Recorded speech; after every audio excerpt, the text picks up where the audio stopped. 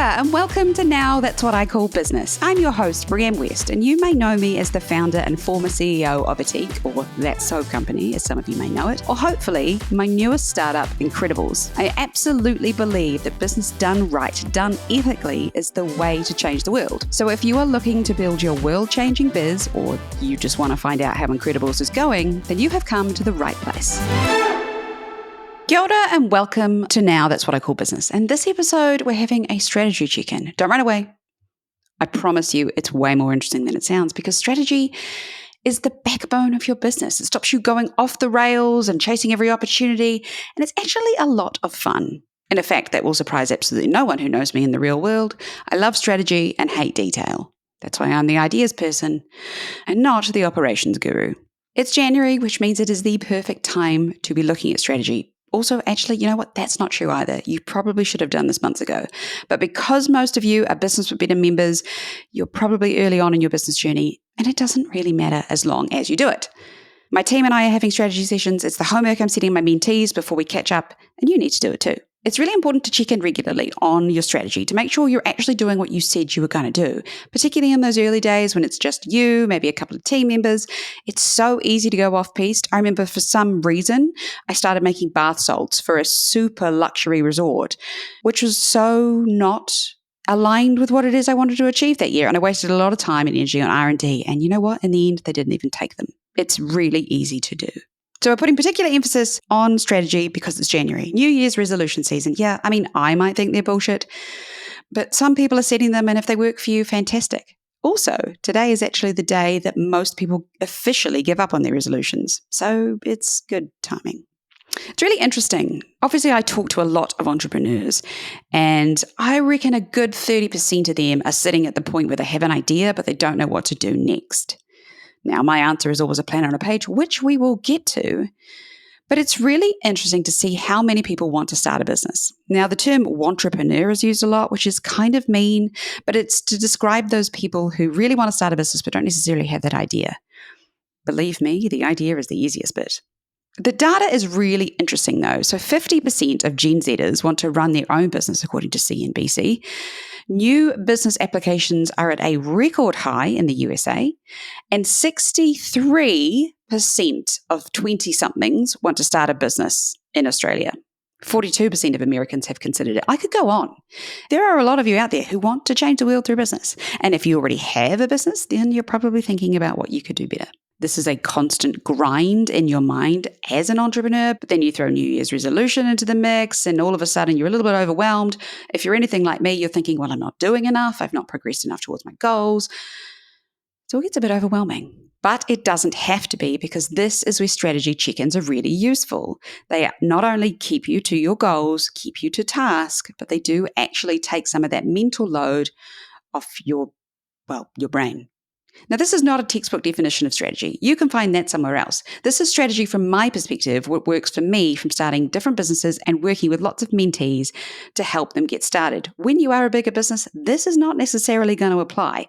I have also had the experience, shall we say, of working with big companies who have spent actually months and months working on strategy documents. By strategy documents, I mean a PowerPoint presentation that they talk a board through and quite literally never look at again. Not interested in that kind of nonsense personally. So this is what works for me, and number one is a plan on a page. Yeah, you've heard it before. We're going to get into it. There are pillars you want to build into your early business strategy. Roughly speaking, these are: be different, have a purpose, you need to balance ideas, planning, and execution, you want to protect your brand, and get support. This will all make sense in a minute. So let's start with a plan on a page. I remember writing my very first business plan. It was a 30-page, bound, shiny, wonderful document that my business partners and I spent, I reckon, 3 months backwards and forwards on. And easily 75% of it was complete rubbish and completely wrong. I still have it now, and I read it to laugh at. I am not alone in thinking that a business plan needs to be a staid corporate document that locks you into a plan for the next 3 to 5 years. And you never read again because it's boring, corporate, and staid. Hey, maybe that works for you. But if that's daunting, a plan can be as simple as one page outlining what you want to do and why. Hence, plan on a page. It is an enormously helpful practical, simple exercise that I do quite often, whether you're at the idea stage and you're creating it from scratch, or you are moving through, your business is evolving, and you want to return to it and change it accordingly. It is a living document. That simply means you go back, review it, it grows and changes as your business does and as you learn. Yes, I have a template and even a video to walk you through this on Business for Better, which of course I'll link in the show notes. And yes, it's free. All you need to do is set yourself 30 minutes to fill it out. Yeah, 30 minutes. No 50-page business plan here, baby. It will cover everything from your vision and your mission, easy, to your values, to what it is you want to achieve the next 12 months. And then it will break those goals down because goals on their own, kind of useless. Steps to achieve those goals, critical piece. So set yourself 30 minutes, get as much on paper as you can. I'm a big fan of handwriting them personally. Then leave it alone for a few days. Think about it, go for a walk, talk to your friends and family, and then go back. Make any changes, add things you've been thinking about. Bonus, my team and I actually give free individual feedback on these because I'm so keen to get you to do these. Yeah. hello@businessforbetter.com, linked in the show notes. So your strategy will be based on several pillars. The first one I said was be different because this is a big thing for me.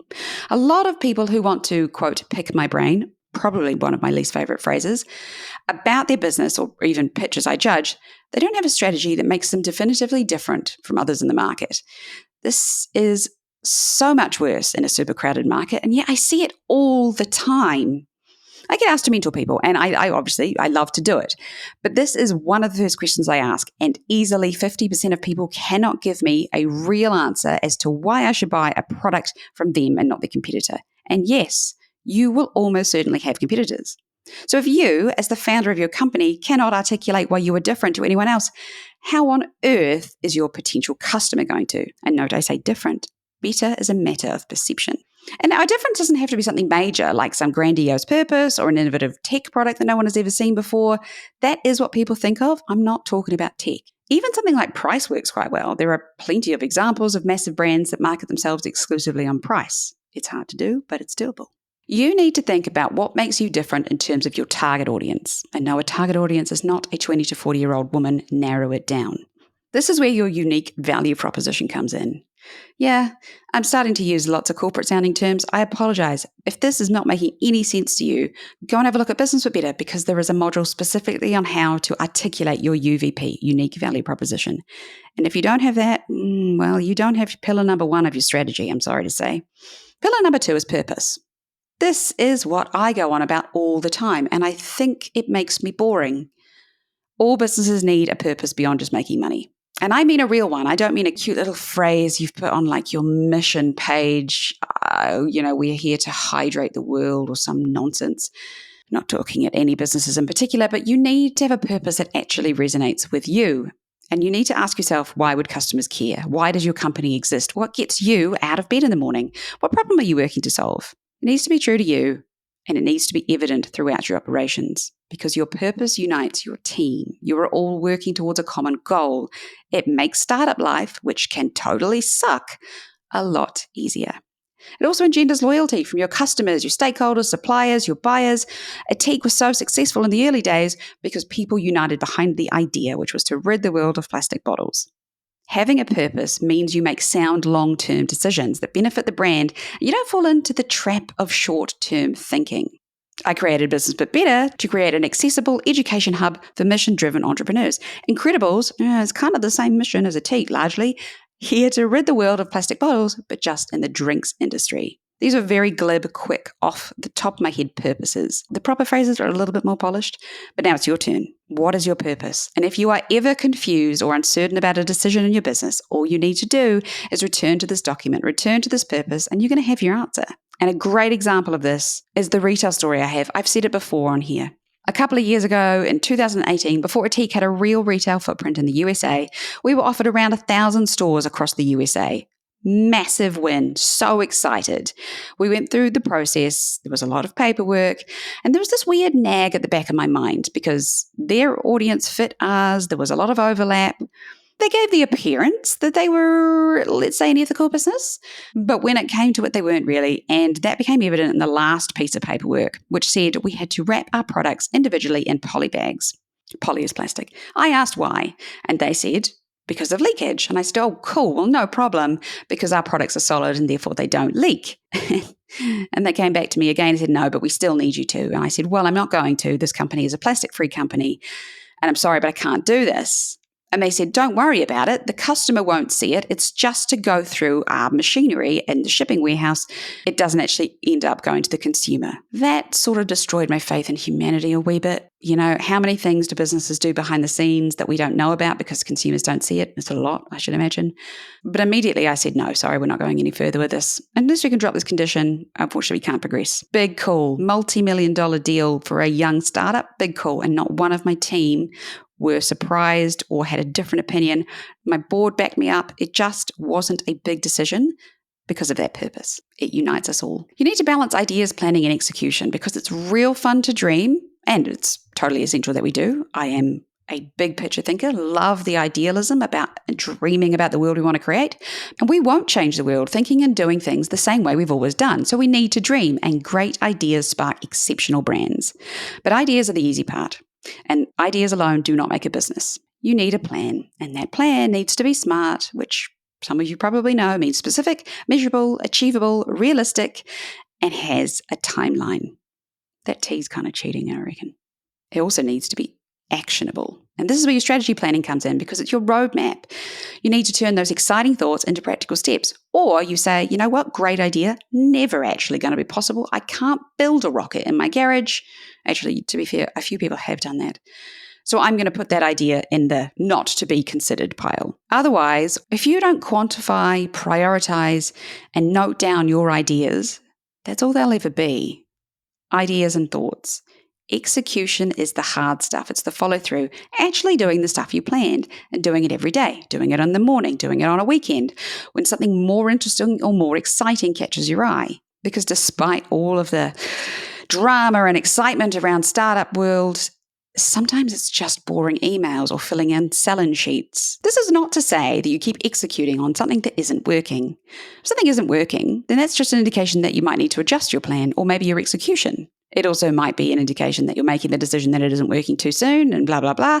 And if you want an interesting insight into that, I highly recommend the book Loonshots, which talks about failure and people who assume failure too fast. So your strategy isn't set in stone. You need to evaluate it all the time. And again, that's why a plan on a page is more useful. My advice is to make time just to be creative on your own and then with the whole team. Chat, bounce ideas off each other, have some banter, dream big, write these things down in one place. I recommend Notion. Then later on, after you've sort of chilled out, decide what aligns with your purpose, what will make an actual impact to your business, and therefore what you're going to do. This is particularly important in small teams. You need to get each person aligned to the goals you have and build the steps needed to achieve them. I tend to ally myself with ideas-focused people, which means our meetings tend to be super fun, fast-paced, meandering, wandering, drivel. That sounds a bit harsh, doesn't it? Discussions about things we could do.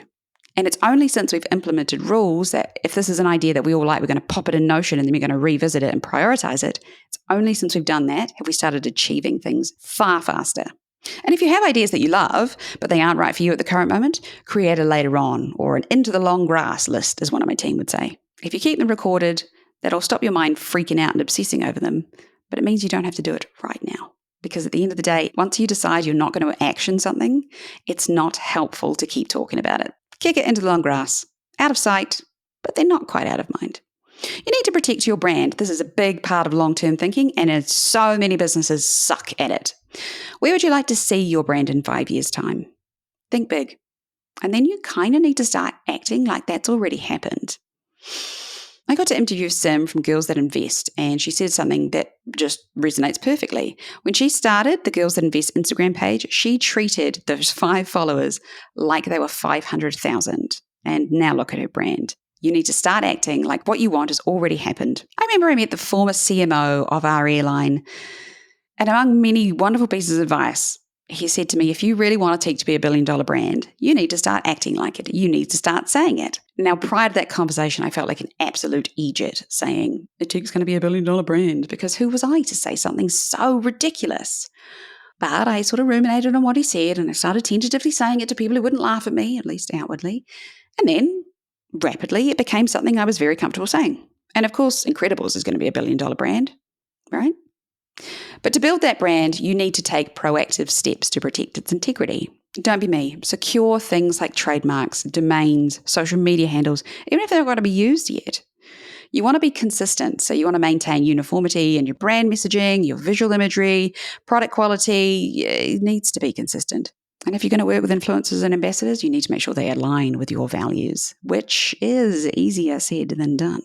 You might not have the money to start investing in hardcore trademark protections around the world, and I get it, but take it from someone who learned the hard way. It is much harder and much more expensive to fix it years down the track.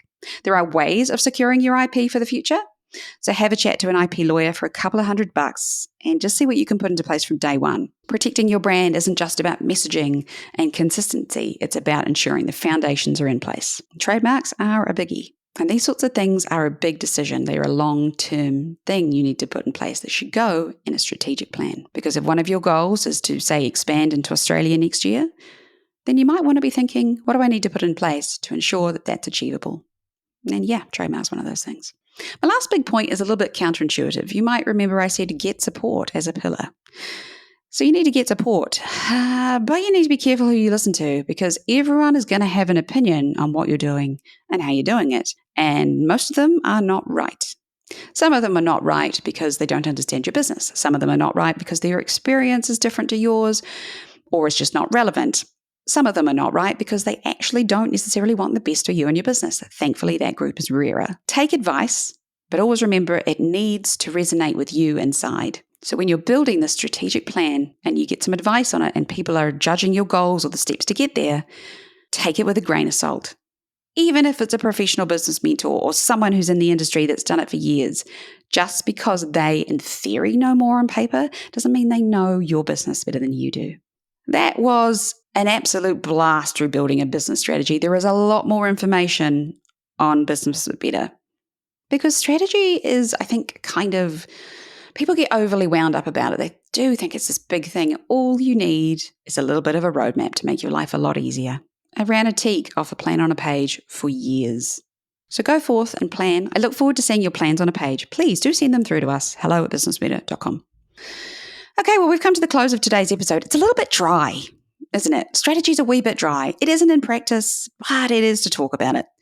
Next week will be an Incredibles update because we've done a fair bit. It's getting closer to launch. The stress and anxiety is creeping in, so I thought I'd have a chat to you about how that's going. But in the meantime, I'm really excited to introduce you to our monthly Business Sustainability Challenge. Yes, big, mouthy title. But we are a community of entrepreneurs, founders, businesses, and we want to change the world, right?